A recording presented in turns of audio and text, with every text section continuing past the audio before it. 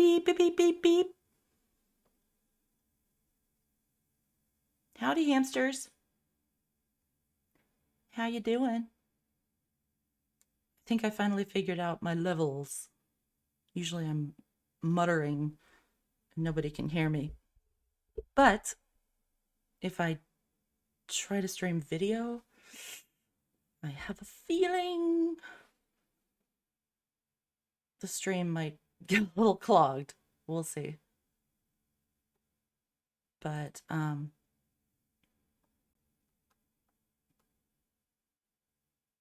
me see.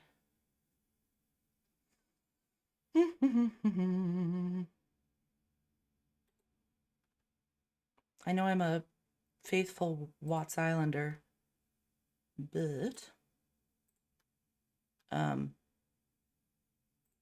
I've really been watching this case a lot this week about the brutal murders of 4 University of Idaho students last Sunday morning.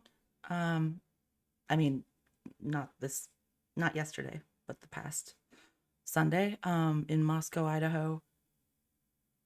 This case, I've been following it on YouTube all week, and it's kind of personal to me. I do have a lot of family randomly in Idaho, but they're mostly in Boise, which isn't super close to Moscow, but I mean, all their friends go to U of I, or Boise State. Those are the big ones. So I'm taking a little Watts break for now, just for this little bit of information that I just wanted to clear up. As hamsters, I know you all know that YouTube can really twist a narrative. It can spin a narrative. I mean, it can go in every possible direction. I think law enforcement, a lot of the time, is not really understanding yet how insane the social media machine is, especially for true crime. So it's been interesting to watch the way that the Moscow, Idaho police have been handling everything. And yeah, I have to admit, I've had all this time this week to do this because my daughter has like the worst cold, and I've had to keep her home since last Thursday, and it's Monday, so I haven't left the house for 5 days except for one McDonald's drive-through run. Yeah, it's been really fun. But hopefully I will re-enter the real world tomorrow and stop obsessing about true crime on YouTube. Okay. First of all, let me make sure that this is working. Let me see if I can find my chat.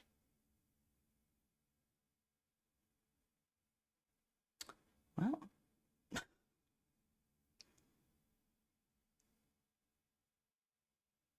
there I am. Oh, good. I'm the only one watching. Oh, hey, objection overruled. And you. Yay. Welcome. I was curious if anybody would come in here, but I know I get it. Like the hamsters, we stick to certain subjects. And there's also a lot going on today. I know, with Quentin, and it's probably kind of an overwhelming day. This happens to be a personal one for me. So, hey, Jennifer Ward. How do my levels sound? Could everyone let me know? Like, am I buffering? I'm trying to get this down to an art, but I know nobody really can. I don't have the fastest internet in the world, but I'm working with it.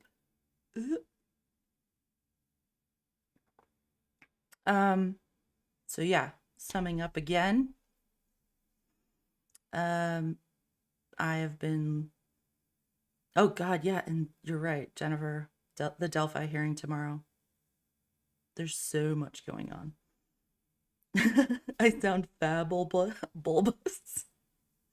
Well, that's wonderful news. I would like give you a StreamYard link, but I still don't know how to turn off the mouse voice on StreamYard. Objection overruled.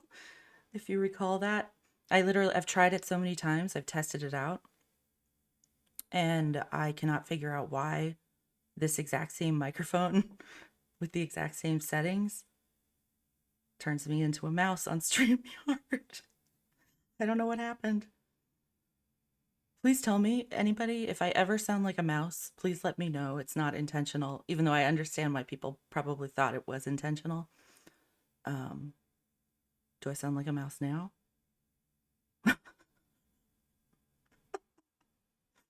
It is a fun voice. It's kind of, I kind of liked it because it made me sound like I was really a fast thinker, you know? I don't really think, I don't speak that, I feel like I speak like a sloth. So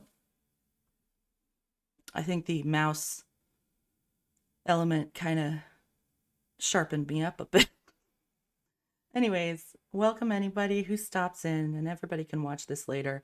I'm not going to harp about this case and talk about like all the conspiracy theories or any kind of theories. There's so much information right now about this case, and it's starting to do that thing that's like ring around the rosy.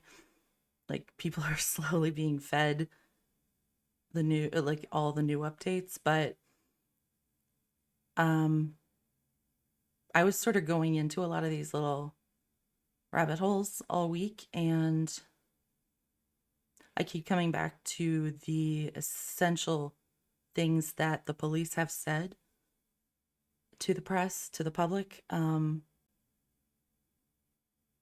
with the interviews from many of the parents. And I know there is a more recent one um, of Kaylee's parents, but I can't quite find that one yet. I know Igid Mel streamed it earlier. He's another great channel.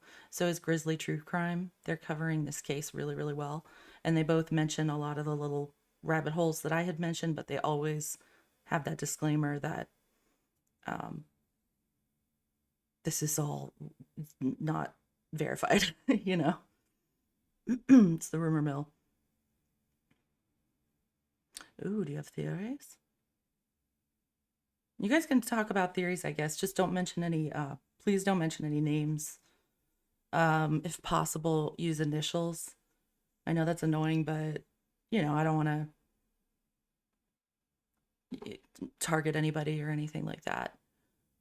In fact, I think I keep hearing people talking about the police not telling enough or not saying enough, basically.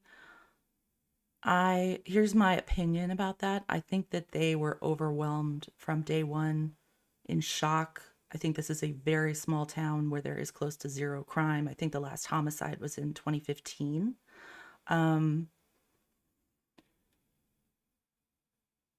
I think a lot of people aren't grasping that this is a very wealthy college town. Like, no crime, super safe. Everybody probably knows each other, or, you know, close to that. It's a big university though. So, but also these were people that were the four victims, I believe all of them were in different sororities, some the same and some different. And this house, I believe, was essentially on or near to, it basically was like frat row, because I believe there was a frat house across the street or nearby on that street. And let me pull this up actually. If you look at the Zillow listing that everybody is pulling up of the house, this is a normal house that was for roommates. Basically, it's a sorority house. Even though they weren't all in the same sorority necessarily, but same thing. Everybody was, it's Greek life. And I think people in other countries who aren't familiar with like the whole Greek life thing on college campuses, I think it's a little harder to wrap their minds around the layout of the house and maybe the habits of these roommates. Um, but in my mind, I don't know, it makes complete sense to me. But if you read this, it basically, let's see. Okay, it was recently renovated, and I found some old photos too of the house before it was renovated. Blah, blah, blah. Like easy living with low maintenance landscaping. Sorry, no pets. Blah, blah, blah, blah. Mm-hmm. It's basically like a maintenance program, all like everything included. It's the house is being sold, perhaps built, that's my opinion, for shared housing for roommates. So, and it's a really nice big sized house. I know people are like, whoa, where that house is huge. Say, yeah, that house was built for that purpose of being close to the university campus. Um, okay. So I'm going to go back to this. Yay. Sorry, I'm not reading chat that much. And I'm sure it's delayed. So my apologies. I'm just going to try to get through this. It's not too much. I'm not going to go down the rabbit hole other than mentioning some of the different rumors that I've heard over the last few days. Some of which could be true, some of which might not. But I think the Idaho police have been really good about being cautious with what they're saying. They know they're being scrutinized by the whole country. Is this international news? I don't know, but they know. I feel like they walked into this going, holy shit, what do we have here? And maybe they didn't understand the gravity of it. Maybe they thought, okay, we're going to figure out quickly what this involves. I don't think they have figured that out though yet. I think they are actively searching for tips, which is why I want to spread the word about this. I do not want to assume that they have any suspect in mind. That is possible, but I doubt that they would have encouraged, not encouraged, but they didn't say for classes to shut down initially. If you recall, like the first press release, I think they said something like, no immediate danger, which has, I think, led to a lot of the confusion. And that's why there's a lot of conspiracies going about how they already have their man or woman. That's my opinion. So I'm going to assume, based on what they've said since then, that they just didn't want to panic people. But I think there is a person on the loose and they really need help finding that person, especially based on some of the accounts of the parents this week. Also the FBI, but honestly, they're being very transparent now over the past 3 days, maybe 4, that they need help. So the quickest way to find out what we are dealing with is to look at their website, which I've linked in the description, and it's the city of Moscow, Idaho. So Moscow. It's not Moscow. It's Moscow. Okay. This is from today. This is actually from a couple hours ago, and I haven't seen any coverage of it yet on YouTube. But we shall see. Perhaps people will pop in who didn't know, so please spread the word. So this is brand new update from the city of Moscow's website. This is a press release. November 21st, 2022, Moscow, Idaho. The Moscow Police Department is providing the following information to update the public on the known facts surrounding the 4 murders that occurred on November 13th in Moscow, Idaho. Digital media tips. The FBI continues to assist Moscow PD and Idaho State Police on the quadruple homicide that occurred in Moscow Island, Ireland. Yeah, on November 13th. I'm going to try not to read the really boring stuff. Anyone with information can call this tip line or email. Okay, this is important. On the night of the incident, officers located a dog at the residence. The dog was unharmed and turned over to animal services and then released to a responsible party. Okay, So I have seen some confusion about this on YouTube over the past few days. I'm sure everyone has. I've heard mention of that along with this following incident, and people in chat keep saying, "Is the dog okay?" And I think a lot of the creators assume they mean, "Is the dog okay?" that belonged to one of the victims. Here we go. The dog is okay. So they're clearing that up. And then their next point is rumor control. Detectives are aware of a Lata County Sheriff's Office incident of the report of a skinned dog and have determined it is unrelated to this incident. Contact the sheriff's office for further details. So that's huge because a lot of people were, including myself, were a little concerned with this Facebook post from a man in Moscow on October 22nd about finding a skinned dog that could not have been done by a animal, which was definitely weird. So I'm glad they cleared that up, that they have ruled that out. They continued, detectives are also aware of a Moscow police incident of the report of deceased animals left on a resident's property. This was determined to be wildlife activity and unrelated to the incident. And on Wednesday, they plan to have another news conference. So that is the most recent news. You can also subscribe to these press releases, which I did, if you go to that link in my profile. Sorry, I'll read your comments in just a second. I just want to get through this.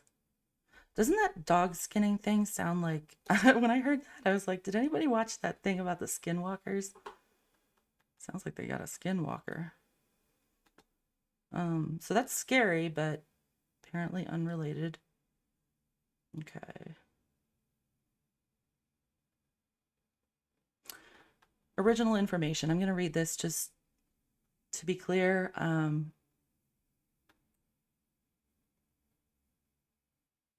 Let's see.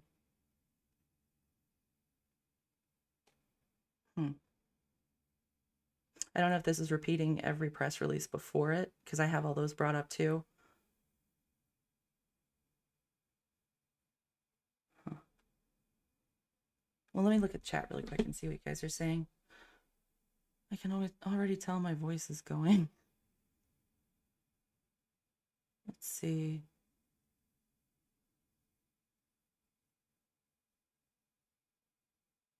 Yeah, Jennifer Ward. I agree with that. Yep.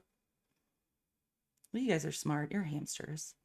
So you already probably know all of this, but I urge you to share this information of this link and this website where all of this information is up to date to the minute. So when there's people in live chats going, didn't this happen?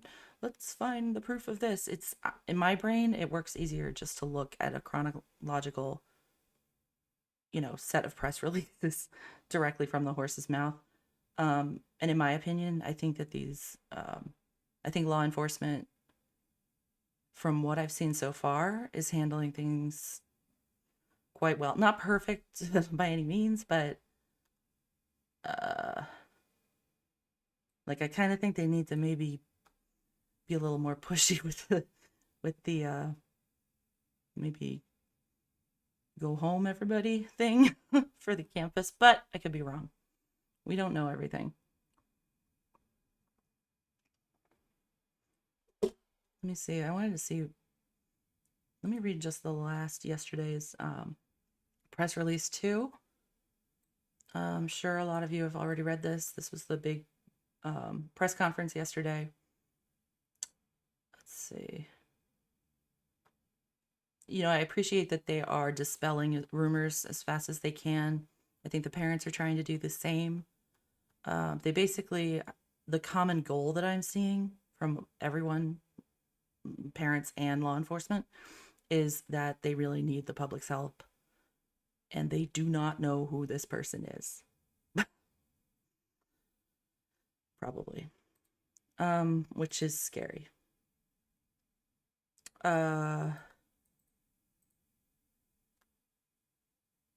In my mind, I think it's very possible it could be um, a person that's a part of the community of the campus, whether that's a student or whatever else, or it could be like a townie or just, I mean, like a local, I shouldn't have said townie, but, or it could be something completely different. Honestly, I don't know if everyone's worried about them clearing people. And it's like, I think they're considering everybody at this point. But in my mind, the video of the grub truck, I don't think that established anything beyond a time and a place where the two of the victims were seen and heard. And, you get an idea of how intoxicated they were, or the whole group of people that were there. That's why I thought that video was important. Um, but I believe they did rule out the hoodie guy. Or basically, I feel like they've told us, let's not worry about the hoodie guy so much. So who knows? Okay, this is from yesterday. Detectives are releasing that on the morning of November 13th, the surviving roommates, okay, people are making a lot of this. The surviving roommates summoned friends to the residence because they believed one of the second floor victims had passed out and was not waking up. So this is me talking. I think a lot is being made of this because of the way it's worded. I think that they are saying passed out and unconscious because they haven't released the 911 call, possibly because it was just a very distressing call with several people perhaps like screaming.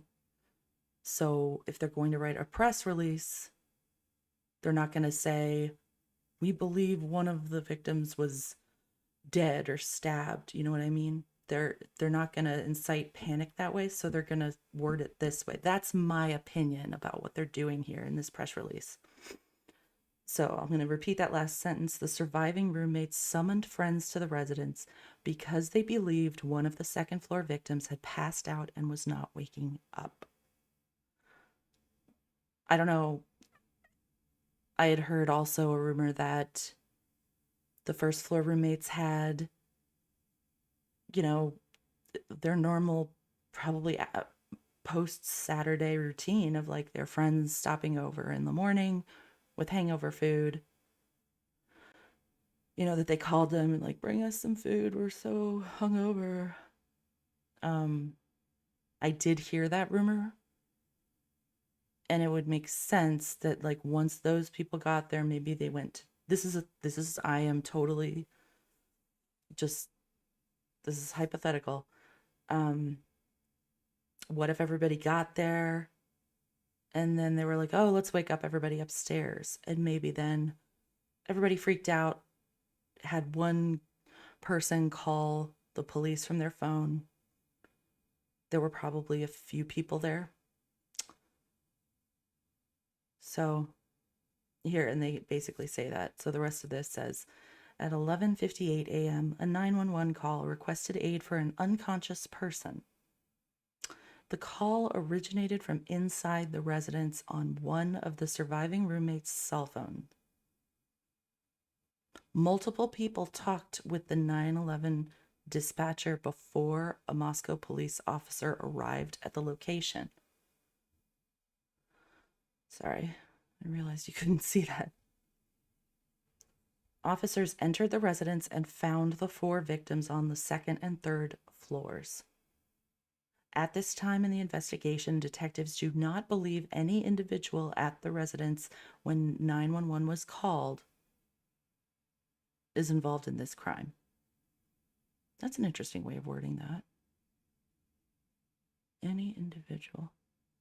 Okay, in my opinion, that's a smart way of wording it. Sounds like, yeah, the call originated from inside the residence on one of their cell phones. Multiple people were talking on the phone with the dispatcher. Yeah. They didn't say multiple people called. They were passing the phone around, or, people were probably passing it around. Like other people were probably freaking out and calling their parents. It would have been chaos. And I feel like it probably was like a small group of friends that had this routine every Sunday. It's just college life. Okay, next bullet point. Rumors and speculation continue circulating about the ongoing investigation. MPD cautions the public not to rely on rumors and remains committed to keeping the public informed. We urge reliance on official channels for accurate information. They have been really stressing this for the past few days, especially since the FBI got on board. So I believe that they are being genuine when they're saying this. I think they are trying to be as transparent as they possibly can while also asking for the public's help, not health, God, and encouraging people to send in tips. Detectives are looking for context to the events and people involved in these murders. Anyone who observed notable behavior, has video surveillance, or can provide relevant information is asked to call the tip line or email. Okay, so they are definitely sifting through a lot right now. I thought this was interesting though. I'm gonna get off here in a minute. Yeah, Jennifer, I thought so too. I agree. I did. I thought he looked very suspicious in the video. For the first like 2 days, I was really overanalyzing that, but now that I'm hearing the police stressing more that it was for the time and the place of their last seen activity, I feel like that's what they're stressing, but you never know. We'll never know everything until it's resolved, hopefully one day.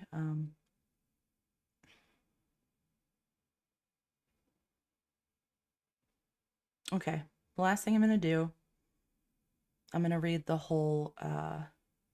Oh, I have one more thing I want to show you guys. Oh, excuse me, my voice is. Ugh. So this is the original. Can you see this? This is the original press release of that weird person found on September 15th on campus, the report of the person with a knife. So I'm going to read it, and I just think it's interesting to listen to how it's worded. Obviously, this came out September 15th of this year, so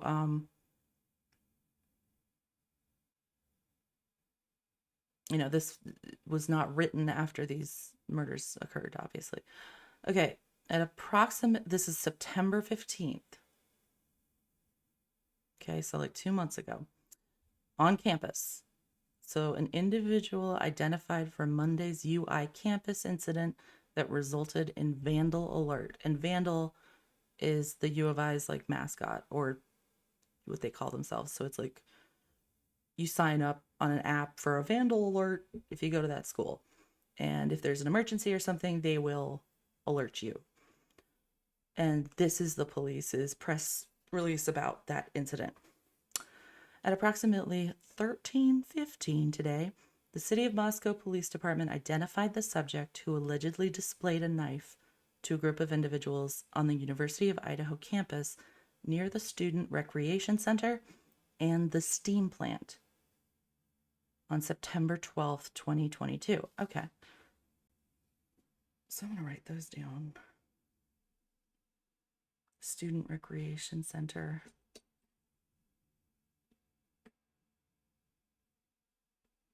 And the steam plant on campus. Allegedly displayed a knife to a group of individuals. We don't know who those individuals are. So that's another assumption I think people are making. Unless we do, I believe we don't know that those are connected at all. I think they aren't. The individual is cooperating with the investigation, and there is no risk to the public at this time. This is still an active investigation and will be forwarded to the Latah family county prosecutor's office for possible charges. Sorry, guys, I've been in this house for 5 days with this sick child, so my brain is not working. The Moscow Police Department wants to thank everyone who has been involved in this investigation and for the community's cooperation. They'd like to remind everyone to immediately call 911 in case of emergencies. The interesting thing was, I believe, according to the website, this was the last press release, I think, from the police before the murders. I have to check that, actually. I'll check that later and I'll let everybody know. Oh, here's this interesting thing. So these are some pictures that I found on rentcollegepads.com, which was a website I had never heard of. But it's legit, and it looked like there's a bunch of different campuses. But this is kind of cool because I haven't seen this. This is, I believe these are images. Let me turn off my little radio head. These are images from before the renovation of this house. It's kind of weird. So I just thought I would show you guys these because it's possible they give maybe a different view of the interior that we haven't seen in the updated Zillow photos. Those brand spanking new photos. Ew. Oh, I guess that's showing they have a laundry room. Wow. That house needed a renovation, all right. Ooh, that's kind of, those doors. Ooh. Yeah.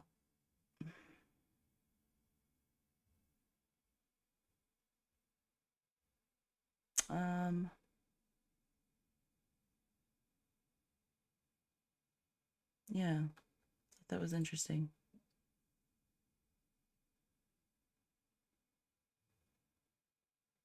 Someone really renovated this pretty nicely. Yeah, like look at the, it's totally different. Okay, all I'm gonna do, I'm gonna read the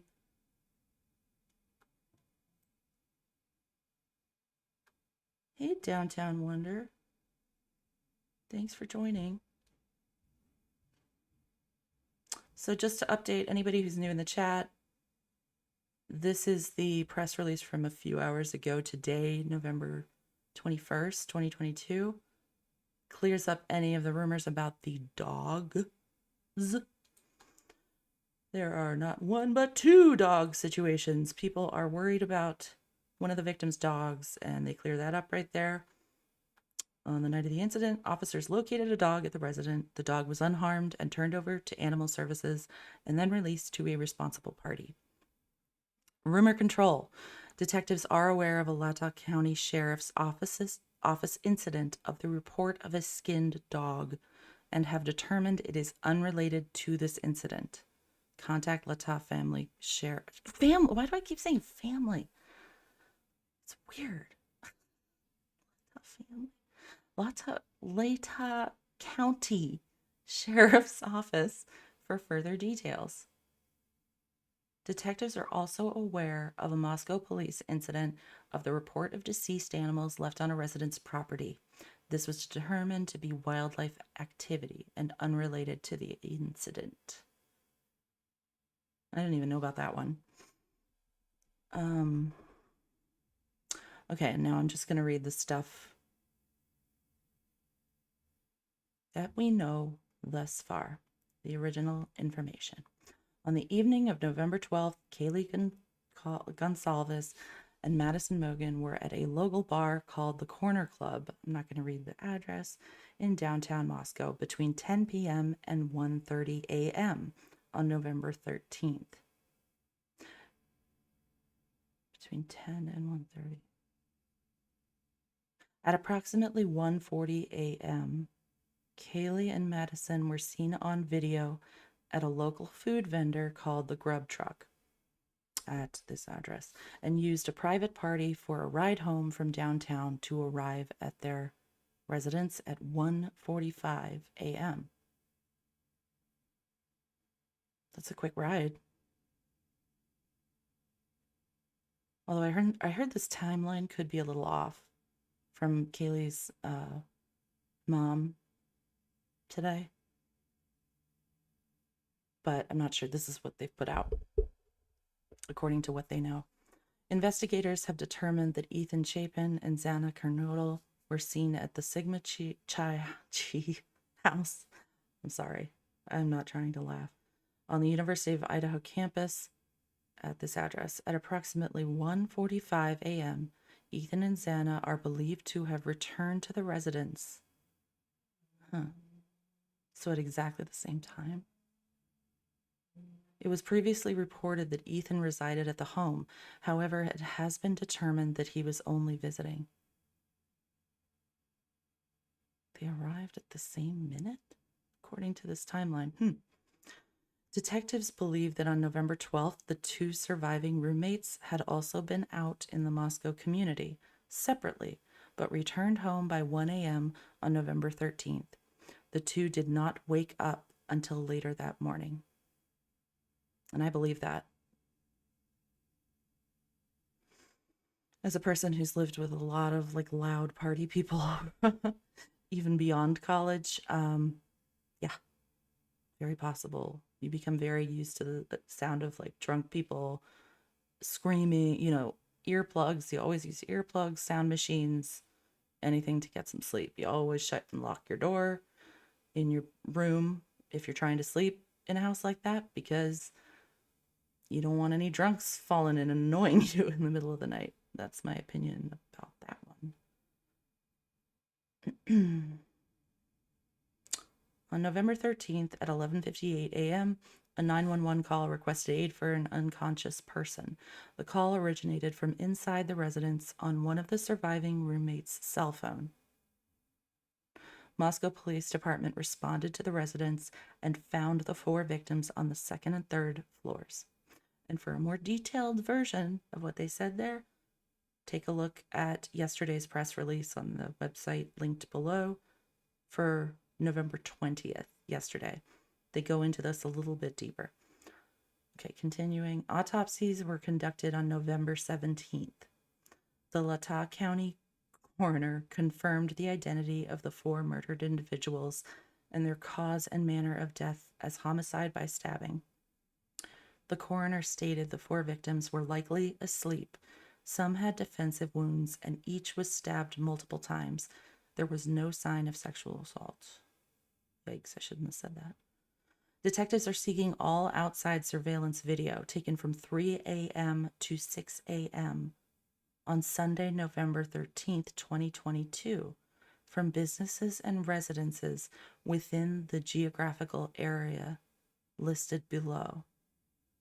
Detectives request all available videos, whether there appears to be motion and content or not. And they give these four locations. So that's interesting. They only want surveillance between those hours, 3 and 6. It's kind of specific to me. I don't know. Additionally, detectives seek additional tips and surveillance video of any observed suspicious behavior.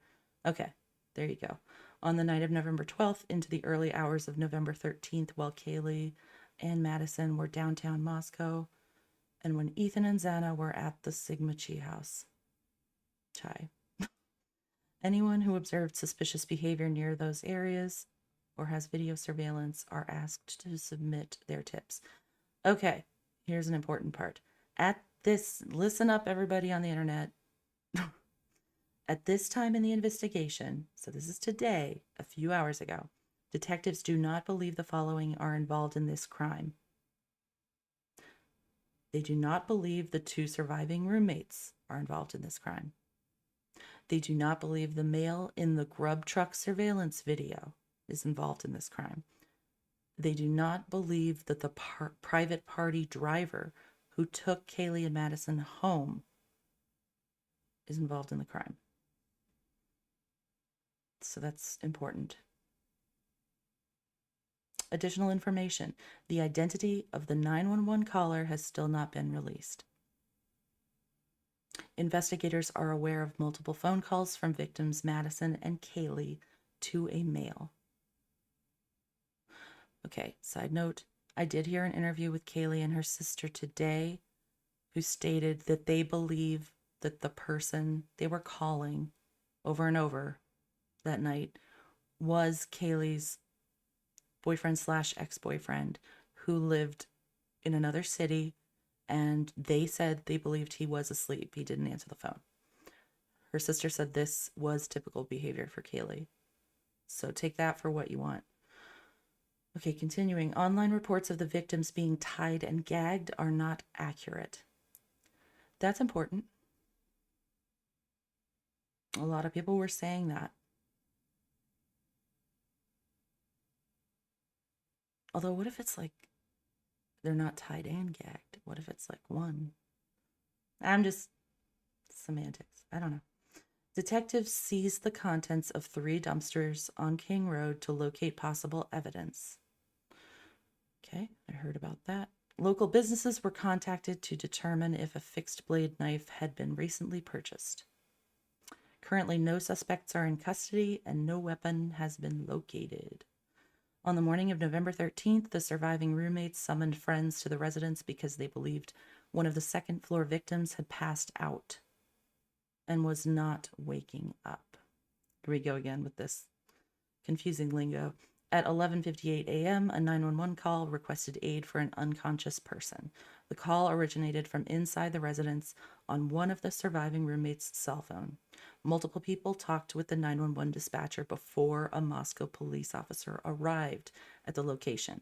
Officers entered the residence and found the 4 victims on the 2nd and 3rd floors. At this time in the investigation, detectives do not believe any individual at the residence when 911 called is involved in this crime. So that's huge. And who knows how many people were in that house that day. Oof. I thought this was interesting that the FBI has 22 investigators in Moscow, 20 assigned agents located out of Treasure Valley, Idaho, Salt Lake City, Utah, and West Virginia. West Virginia. And no city for West Virginia. And 2 behavior analysis unit people. They're on it, guys. I'm going to go off in a minute. Thank you for joining me. Please spread the word if you know anyone who's talking about this case. To stay as up to date as possible, I recommend following these press releases from the city of Moscow. I'm going to try to play this little, maybe I shouldn't. Well, what the hell? Let's see how this goes. Former homicide detective and Fox News contributor Ted Williams is live on the ground outside the house in Moscow, Idaho. Ted, I've been watching your reporting out there today, and you're really giving us some insight into the lay of the land here and which areas are blocked off and what kind of work they're doing there right now. What can you tell us, Ted? Well, I can tell you that in the last few minutes, Martha, there's been some developments here where law enforcement is here on the crime scene, and they are blocking off the crime scene. What they're doing at the crime scene here is that they are broadening the crime scene. There's crime scene tape up around the home, and what we're now finding is that part of the parking lot itself is being broadened off as part of the crime scene. Now, earlier I had spoken about the area of the crime scene, that the leaves and everything back here were rather undisturbed. And I spoke Are you about the guys seeing fact this that though? this is important because if you saw that view, let's see, like right there, this is where they're talking about.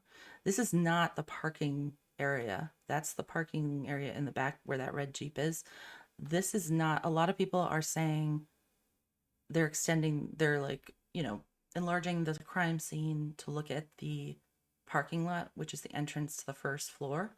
But no, apparently today they are expanding the crime scene to include, I believe it's on another lot, like sort of overlooking this house, but it's the parking area out back of the house. So if you were to come out those sliding screen doors, you could easily like run off through this part of pavement. I think it's a parking pad. At the crime scene here is that they are broadening the crime scene. There's Yeah, crime downtown scenes Wonder. I tape up agree with that. around the home, and what I we're now wonder. finding is that part of the parking lot itself is being broadened off as part of the crime scene. Now, earlier I had spoken about the area of the crime scene, that the leaves and everything back here were rather undisturbed. And I spoke about the fact that the killer or killers Sorry, very I know it's well could probably have come out of what we have as a rear door back here. We don't choppy. really know that they did, but if they did, and if See they that? wanted to get rid of their weapon, the knife that was used to kill these four young people, they could have dumped that knife anywhere back here. So I would have to believe at some stage or another, law enforcement is going to perform a grid search of this area just to clear it. I'm not saying that the murder weapon is back here, but primarily to make a determination if there's any physical evidence back here.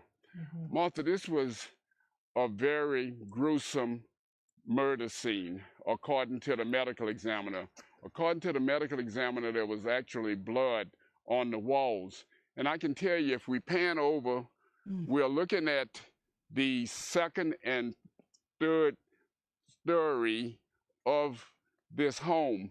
And as you look, these are the two sections where the bodies were supposed to have been found, on the second and third floor.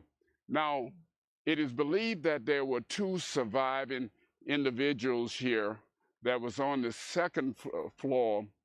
I stand to be corrected, on the first floor of this home.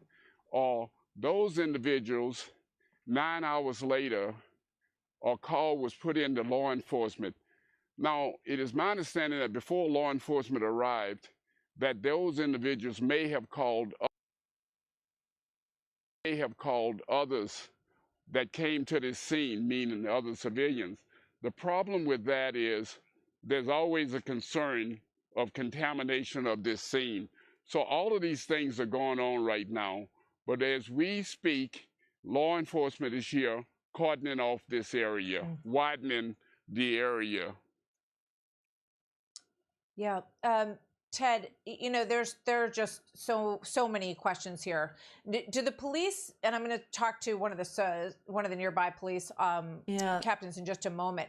But do they have they let any knowledge come out about whether or not they believe this is someone who knew these victims, or whether or not they think this is some sort of outside serial killer crazed person? Is there any indication of which way this is leading right now?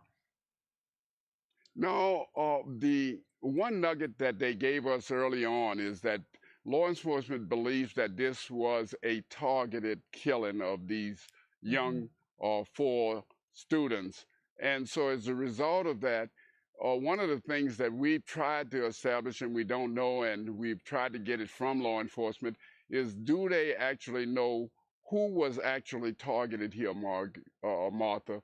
And second of all, what was the focus and the motive for targeting that one person? We don't know if it was any of the individuals that were killed here or the two surviving individuals.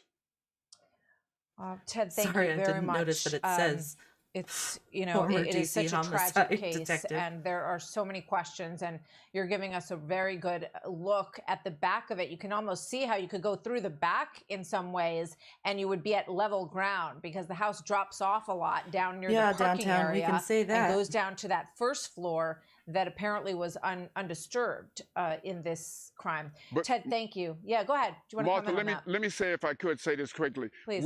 We are making news here because all of a sudden we are seeing that law enforcement is on the scene and they're expanding the area of the crime scene itself. They've just put up new crime scene tape. And so this is the latest news and the latest development that is happening in this case at this immediate time, Martha. Yeah, it's a great point, this Ted. was Thank 3 you hours very ago. much. Good to have you with us today. Hey, Sean Hannity here. Old Hey, Ted. click here to subscribe to Fox News YouTube page Do you guys and catch our want hottest. to listen to the parent interviews? I noticed something else odd today. So, excuse my recommendations on YouTube. Brendan Fraser. That's Brendan Fraser now? Wow. I always liked him. Okay. Did anyone notice that this interview of Ethan's parents from this, I believe this was the original interview, yeah, released by them, King 5. This originally was 18 minutes long, and now it's 10 minutes. Kind of interesting. I think a lot of you have probably heard this one. I can play it at the end. Did everybody hear this yesterday? This was the interview with Kaylee's parents. I'm going to play this. It might be super annoying. And I'll probably get in trouble. This is Fox News, everybody. Okay.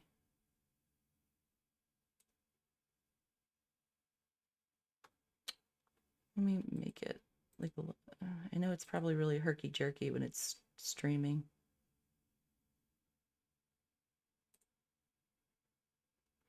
So we are joined by the parents of Kaylee Gonzalez, one of the victims of this tragedy. Christy and Steve Gonzalez, thank you so much for joining us, and we're so sorry for your loss. Christy and Steve, can you tell me about your daughter tonight? Our daughter was super driven. She was a 3-time Dean's List member. Her grades were amazing. She competed with everybody. She loved competing. She was just a highly driven person who had many goals in life. She had an internship that she was offered a full-time position, and we've worked with them, and they've been great with us this whole time. But yeah, she was driven, and she was going to go somewhere in life. And hey, WJS 2000. Let me look at that.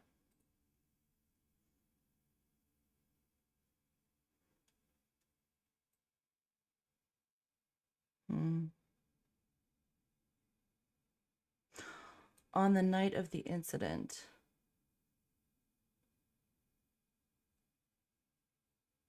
On the night of the incident. Huh. Yeah, I have a feeling they said that meaning the night. Oh, that is weird. Yeah, I think that was a typo. Because how could that be possible? That seems like they're real careful with wording their press releases, but that seems like a little screw up. Because on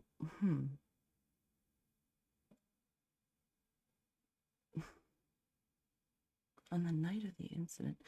Yeah, now you got me wondering. All right. My opinion, I think it's a typo. That is weird, though, that they would not speak correctly with this stuff. They know how many people are watching.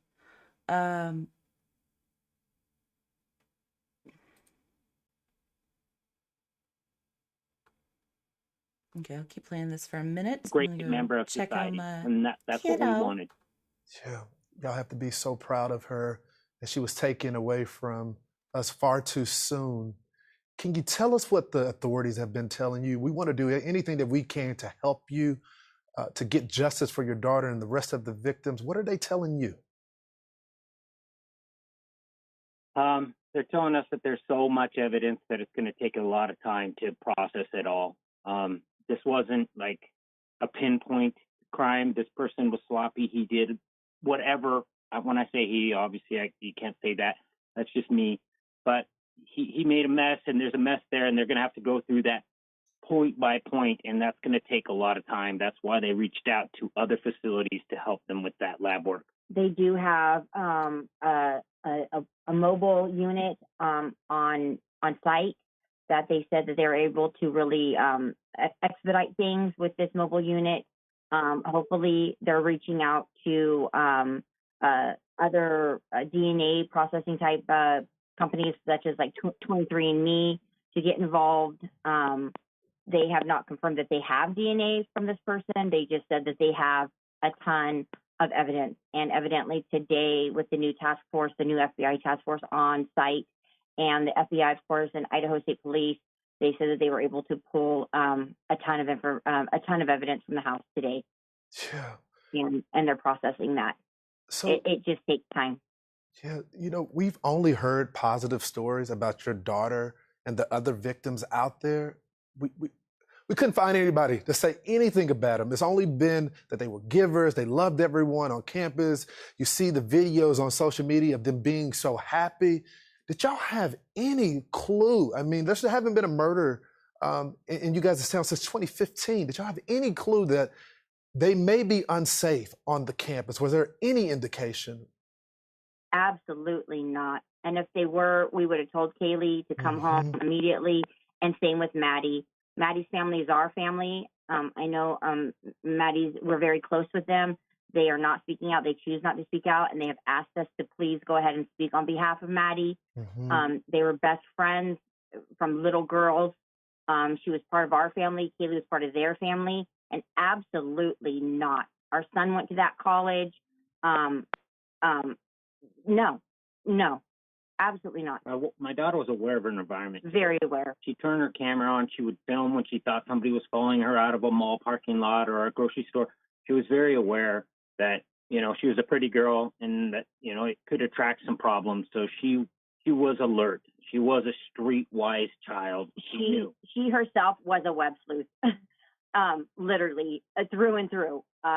Listen to, which is just so ironic and just so surreal in all of it. Just very, sad for families when she'd hear about this type of stuff happening. Like, Mom, did you hear about that? Or Mom, did you hear about that? Keep track of it. And she was very well of her surroundings, very well. I mean, she would think somebody was following her, and she would call me and say, Mom, I think there's somebody following me. And I'm like, well, Kaylee, call the police, and then she'd say, oh, never mind. They just turned into 7-Eleven. I mean, she was aware, and very aware. And she locked her doors at night, and she locked her car. Kaylee was home, had just been home, so we are so thankful that she had just been home for a week and a half. She just bought a brand new vehicle for herself, her first vehicle. She had planned a trip. She was planning on backpacking across Europe for the month of January, starting her new job in February with this internship that she had done, wound up offering her a full-time, very well-paid position that she was very excited to take. And she was with us for the last week and a half. She went home Friday to literally go show off her new vehicle. She was like, Maddie has to see my new ride. Like, she has to see this. And she was talking to Maddie the whole time, going back and forth between the car she was buying, and said, I'm not going to tell you. You're just going to see me pull up and wait till you see what I pull up in. Wow. And that was Friday. And we spoke to Kaylee on Saturday, and she sent me pictures, a lot of the pictures that are online. And they were both of our girls. And when was the last time y'all spoke? When was the last time? What was that conversation like? Was it just like you described? Kaylee called me on Saturday. My birthday was earlier in the week, and I didn't get anything for my birthday. Boo-hoo. We were, she was like, it was not a big deal. But Kaylee called me on Saturday, and said, Mom, I'll be home on Tuesday, and I'm going to take you out to breakfast, lunch, and dinner, and it's all on me, and we'll celebrate your birthday. And I said, well, I don't know if I believe that, meaning she'd pay, but that sounds great, Kaylee. And I'll see you on Tuesday, honey. And then she sent me a couple pictures of her and Maddie, and that was on Saturday afternoon around 3. Have you had the opportunity to talk with any other victims' family members? I know you all are grieving together. Only Maddie. And it was just over at our house. We just had Maddie's mother and father here. They were here for a couple, and it was very emotional for us today. That was the first time that we had gotten together. Just sad beyond belief, just beyond anybody's worst night. Absolutely. I mean, I'm sure you can only fathom, Yes, but ma'am. it's heartbreaking. Maddie was an only child, but like I said, she was our child as well. Yes, And even Kaylee, how many siblings she had, she would always say 6. She said 5 sisters and a brother, or 4 sisters and a brother. And that was always Maddie. Maddie was in our oldest daughter's wedding. She said all of my sisters are my bridesmaids, and Maddie was one of those bridesmaids. And it was all of Olivia's sisters, including Maddie.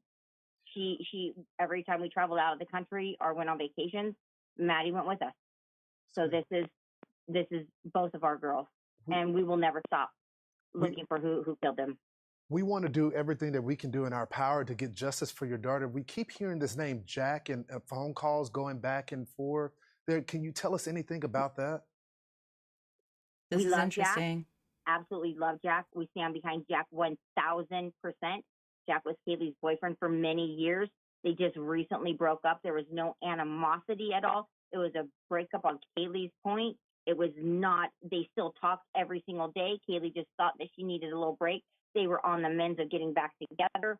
Kaylee talked to Jack the whole time she was here for that week and a half. One of her last messages, she reached out to Jack and said, Jack, get back to me. And he didn't. She goes, we share a dog together, which they did. She's like, you need to reach out to me. So please come over. She was wanting Jack to come over. Jack is not, they're wasting their time with Jack. And Jack is just as distraught as we are. Jack is our family. Jack is 100%, 2,000% our family. And Jack is with us, and we stand behind him 100%. We're supporting him, and we know in our hearts and our minds and our souls, in the depths of our souls, Jack is hurting. And Kaylee and Jack would have eventually been married. They would have eventually been married, and they would have eventually had children together. So to say ex-boyfriend, it was Kaylee just being a brat, being like, I just need a break. But Jack was in her heart, and they were close to getting back together. And that was just Kaylee being Kaylee. So absolutely, Jack is, no. We don't think he's a suspect. At all. Wow. Ma'am, can you tell me about what the mood is like in the town? You guys have been so brave to come on the program tonight and talk about your daughter, talk about the other victims, talk about the investigation. But a lot of people that weren't even, it was your daughter that was murdered. They are afraid to come on air because they feel like they could be next. Are you hearing the same thing in the town? I don't like the fear. I want to share my address and give it to you to share with them. I have no fear whatsoever of this individual. I almost welcome him to come to my house. This community has been amazing. Every day we wake up with more food than we can ever eat, donuts, things. People are giving. The whole community's crying. Everyone is hurting. Everyone feels the pain of this. That one shiny thing out of all of this is I've never realized how beautiful my community is and how much love there is there for people. We just have one bad person, and we have to find that guy. And like my husband said, if he would like our address, we'd gladly give it to him. We'd love for him to show up. We're not running. I'm not hiding my stuff online. It's there. You can look me up. Christy and Steve, we continue. We can't speak for those families. Yeah. We continue to support you guys, and we want to remember your daughter's legacy tonight. What can we do in this stage of the investigation to help our audiences? We'll put the tip number up, but what can we do right now to get you guys answers? I think we need to post this timeline because it's a small community. This is like 7,000 people. We need to put a timeline out there where just random people can look there. I mean, people don't know, but their Teslas are filming 24/7, 7 days a week. So there could be somebody who doesn't realize that they have evidence. Their ring cams, their phones, they were out and they were recording, and you know what? They look and, oh, what's that shady person? Their Look at Teslas? that guy that just ran across the camera in the back. It's always those little things. Wealthy area, During guys. the time that this activity Wealthy was going Gas people. on. stations. Is somebody going in by Band-Aids? I mean, obviously they're checking hospitals for somebody going in, and we're assuming this person was wounded. We're assuming this person got hurt in this struggle and this altercation that took place that night. They possibly needed stitches, or were going to Walgreens at 3 a.m. getting Band-Aids. I mean, anything. So post that. We'll get you that timeline. You post it on your They site, should have the timeline. and that should help. We have that timeline. We will post it up. If anyone that is, and it's right there on the screen, if you see something, if you saw anything minor, call the tip line. If you were there in that area, any little piece of evidence can help the authorities. I want to give y'all one last moment to tell our audience anything else. My last thing is, if you have a daughter or even a son in that area, turn on a tracker app. Share that information with your family. Don't walk around that town without everyone knowing who you are. That you have to protect yourself. We have somebody loose. I don't want to create a panic. I don't want to do anything like that. But we know what we know. There's somebody out there. He's a psycho, and your daughter needs to share her address with you. She might not like that, but that's what you do in times like this. That's right. Christy and Steve, before I let y'all go, because y'all have been talking with the investigators, what piece of information do y'all feel is most important that could break this case wide open? It's all digital information, phones pinging off of their residence, somebody's ring cams, and they're combing through that, and obviously physical evidence from the inside the house. If you have a router and you know you're within walking distance of this address, Yes. this happened, turn that into the evidence. Don't make them go find it. You give it to them. If you're a reach out to neighbor, them. because if he had his phone in his pocket, those homes are so close, his phone was trying to connect to those internets as he's walking through. If he had his phone, we're just assuming it's a he, just let people, You could have evidence let and the not know. authorities know. My Wi-Fi is available to you. If you want to search, don't make it hard, don't make it difficult. Don't make search warrants have to be gotten and to search for this. Just say, hey, I'm Kaylee and Maddie's neighbor. Check my Wi-Fi, check my Spectrum account, my Verizon account, whatever. You could be the key. You really could be the key. Yeah. Christy, And I would think that the FBI is doing that, but it takes time, and if you volunteer it instantly. Yeah. Christy and Steve, you have been so kind, and you have poured your Thank you. heart out to our audience, and we stand with you and the rest of the victims' families.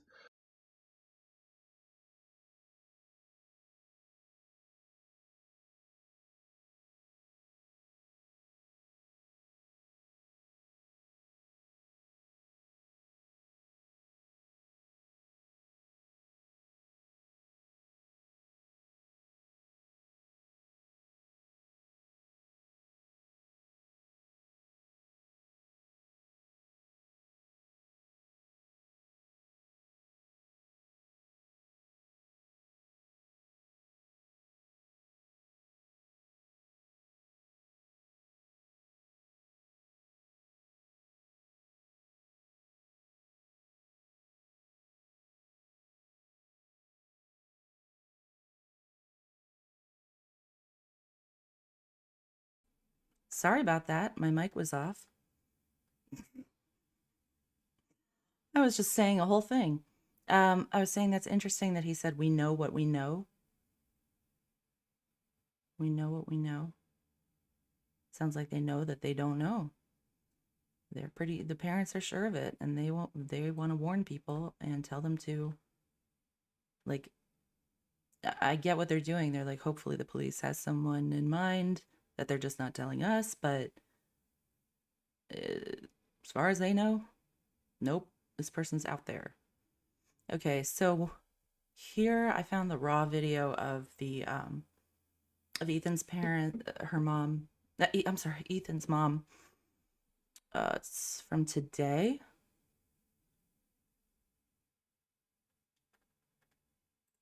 So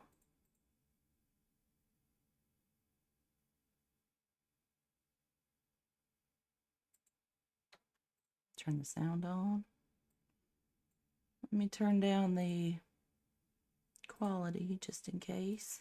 Yep. Don't want it to go nuts on you all.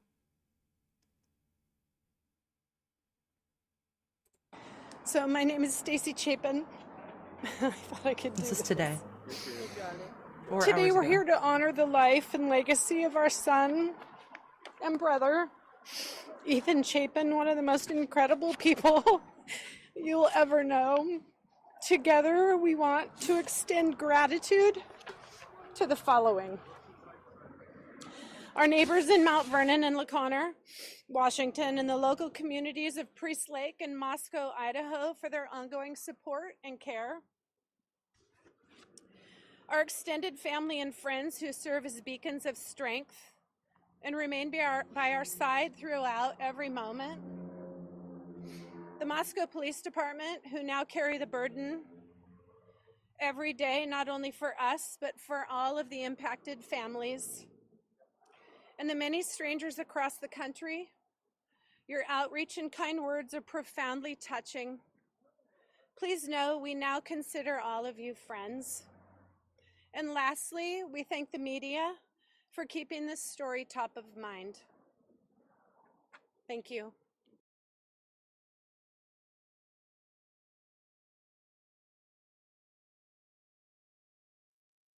Okay, that was that.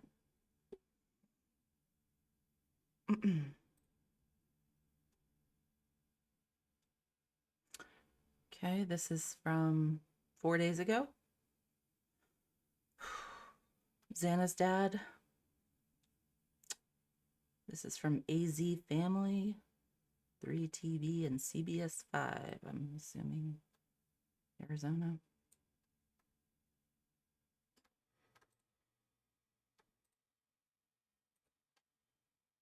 Learning more about a young woman with ties to the valley who was found dead with 3 roommates in a house near the University of Idaho last weekend. Sarah Robinson talked exclusively with her father in Avondale today. Still so many questions, Sarah. Yes, a lot of questions. Xana Kernodle was raised in Idaho, but she spent time here in the valley since her dad moved to Avondale a few years ago. He describes her as fun, smart, and strong-willed, and says it's impossible to imagine she was killed in the worst homicide police say they've ever seen in this small Idaho city.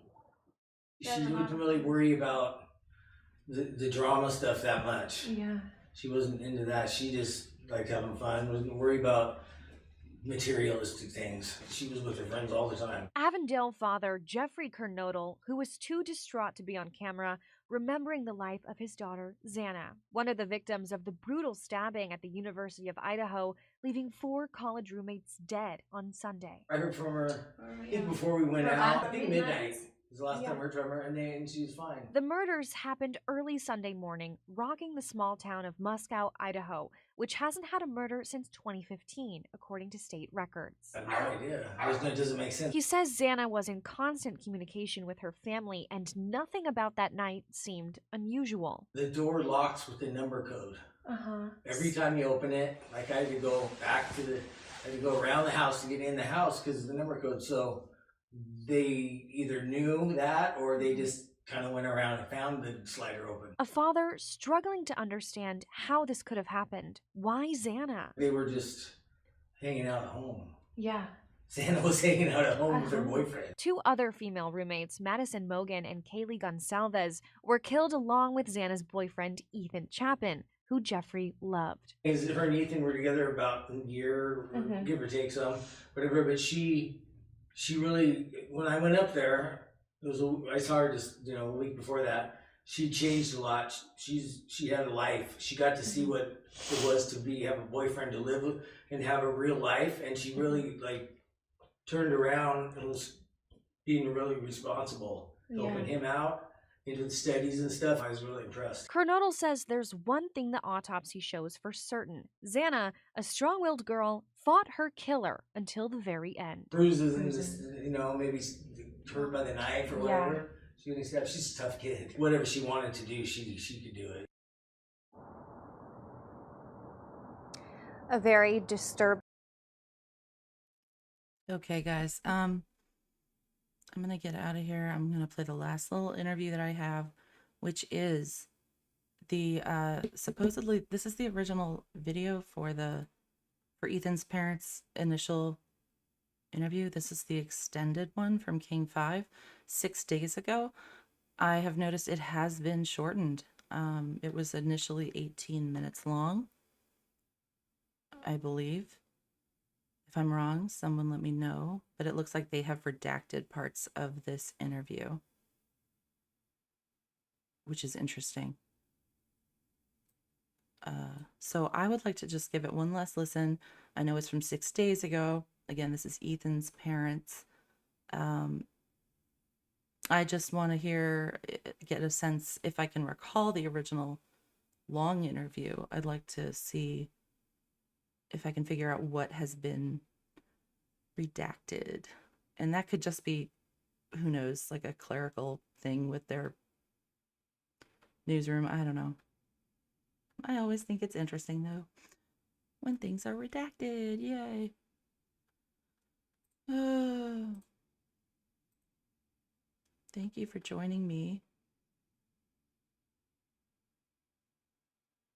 Okay. Can you first just tell me how you guys are doing? That's a tough That question. is a tough question. It's not something you ever expect to hear, ever. Like the call we took from our kids who were there, and you just expect to outlive your kids. Honestly, I don't know. We're just trying to process it. It's not a call that you think that you're going to have to speak with a funeral home directors and the FBI and have it hit national news. I mean, we're more concerned, Ethan was a triplet, and that's a big thing. There's a couple of things. Ethan was a triplet, and that's the most important thing for us, because we have these other 2 kids that are very impacted by this, and they need to be lifted up and cared for. And I think the other thing that's important to us is the reason why we've agreed to do this is, number 1, you're local. And number 2, it's important for us to get Ethan's story out. We don't really want anybody else representing him. And it's hard to have people speaking on his behalf. So we think it's best for us to do this. And you did say, of course, that he was a triplet, and looking through the pictures you sent, like you said, they seem to be always together. I mean, did they all go to high school and then college together also? Elementary, high school, everything, college, they all went to the same university. Yeah, I mean, everything. We travel, we play, we hike, everything we do is all of us together. I mean, we're a pretty tight family. Did you say that they were the ones that called you about this happening? Yeah. Yes. And then are you guys all back together now? We are. Yeah, we're in our home in northern Idaho, our summer home. We're going to be here for a couple days just to regroup a little. Yeah. And can you just tell me a little bit about Ethan? I think I was told he was very athletic. I think he played basketball and tennis or basketball. Just tell me a little about his interest. What did Ethan like to do? Anything. You name it, he played it, literally. Yeah. I think we just watched a thing from the university, spike ball champion, volleyball champion. I mean, right? I mean, he just literally would play and do anything. He played club soccer for years. We traveled, all of our kids are athletic, and we traveled every weekend, and he was involved in anything. He just literally, he was I don't know. He just loved to play everything. He did. All He the loves sports. sports. I mean, our love language with him was sports. Like I literally watched. I follow like NFL football so that I can literally have a conversation with Ethan because I could, you know, send him a text message and you know that was you know, I don't know, just everything. I don't know that and country music. I mean, Yeah. you know, he's funny. He literally, we were trying to have a conversation really quickly about our favorite memory. We can't come up with one. I mean, he literally lit up every room, everybody. He was friend to all.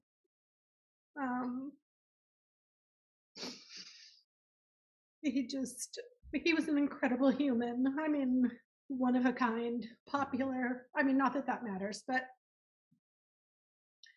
I don't know. I think we believe that if you literally asked anybody in his life, anybody, they would tell you the same exact thing. I mean, I just got an email from his counselor at college, and he was just said, I love that kid the minute I met him. He literally walked in my office last week, and it was just simply to say hi. He had a huge smile. The whole, like, you know, the feeling inside of the office changed just because he walked in. He always had something funny to say. That's been something we've talked a lot about. I mean, he was definitely the comedian of the three kids. He kept us all, I mean, we have the funniest videos of him. He's the kind of kid that everybody wanted to be around. You know, he was just a good kid. He's a good kid. That kind to all. Didn't deserve what happened. No. Oof. And wasn't he going to school to study? It was something to do with sports, wasn't it? Sports management, I think. I don't know the technical title of it. But yeah, I mean, we told him he should go be a teacher and a coach. I mean, he was incredible the way he worked with kids, and he refereed youth basketball on the weekends in Mount Vernon. I don't know, he just touched a lot of people. I mean, it's the amount of support that we've seen so far has been incredible. Right? Our neighbors, everybody. It's incredible. I mean, we have messages from people that just are like, I knew him and he was incredible. Our daughter knew him and all she talked about was how great he was. I mean, it's a huge loss. We were at Parents Weekend last weekend with them, and Jim and I left that weekend. And as we pulled out of Moscow, we literally were like, we've done it. We've literally done it as parents. We've created 3 incredible humans that will go on and have something great to offer to this world. Honestly, all 3 of them. We literally had a conversation that we will no longer have to worry about these kids because we did it.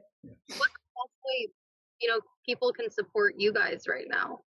It's an interesting situation because in all of your hardships in life, whatever you're going through, there's always like an outcome, like you get through it, right? Like, I don't know, whatever it is.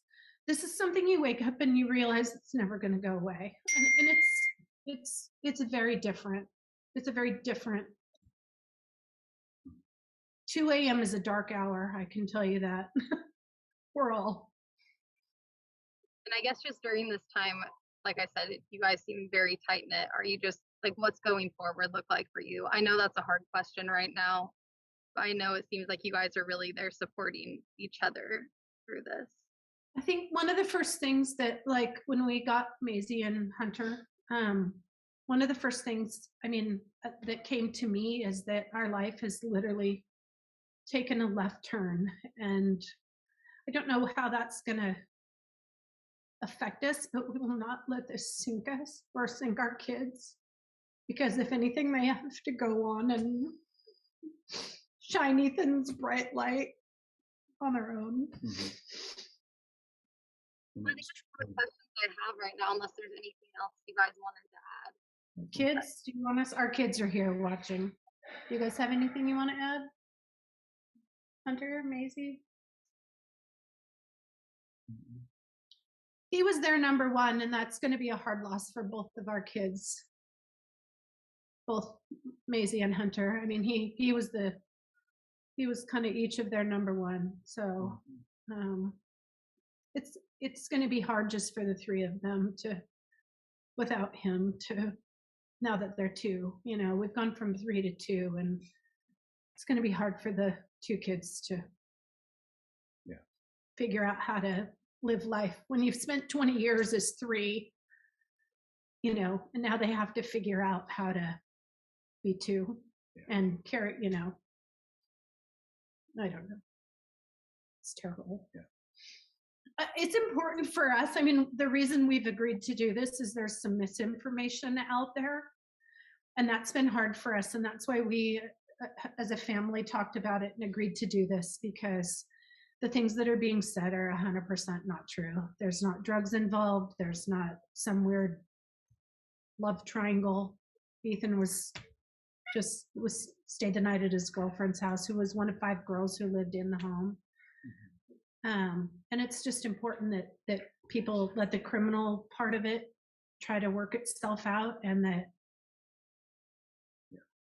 that these kids, all of the kids were just really good, great kids. So, I mean, the light of the school, I mean, everybody knew them. One of them, I believe, was his girlfriend was also killed. Is that correct? Yes, Xana. Yeah, they were in the same room. And I think that's all the questions I have, but I really do appreciate you guys sharing more about Ethan so we can understand more about him and share more about him with, Western Washington and the community here. Thank you. Thank you so much.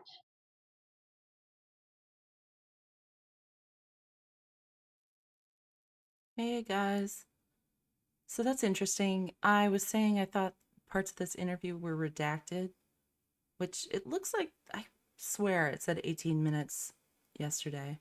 But I was really curious if they were going to redact the part that they said at the end, to clear up the misinformation. So that's still in the interview and pretty important. Good to see you, Bumblebee. It's late for you. Get some sleep. What's wrong with you? Hamsters need to sleep. I'm going to sign off here, but thank you all for joining me. This is, again, just to, my main thing was just to clarify any of the misinformation that's going on. And I encourage everyone to look at the link that I have in the description. You can even sign up for email alerts for the city of Moscow's police press releases. And they've been coming pretty constantly this week, so it's really helped clarify everything in my mind to subscribe. Because there's a lot of wild theories out there, and it's very possible one of them is correct, but it helps if everybody has all the information. And I'm sure I'll be back to Watt's programming soon. Don't worry. Watts Islanders. Just want to show this one more time. This is from today, a few hours ago, about the dogs. The separate issues of the dogs. Ooh. See, it keeps doing this.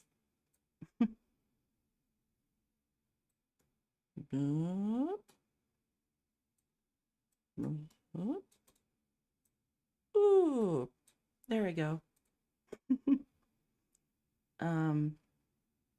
Yeah, thanks for joining me if you're new to the channel, and if you're not, You know that we're wild and crazy around here. But we do all kinds of random things. Sometimes we'll have late night dance parties where we just listen to music and no one talks, and we just go and chat and blather on about whatever we want.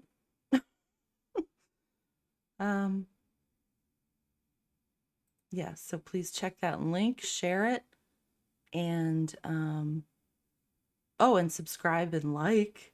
I've never said that before, I don't think.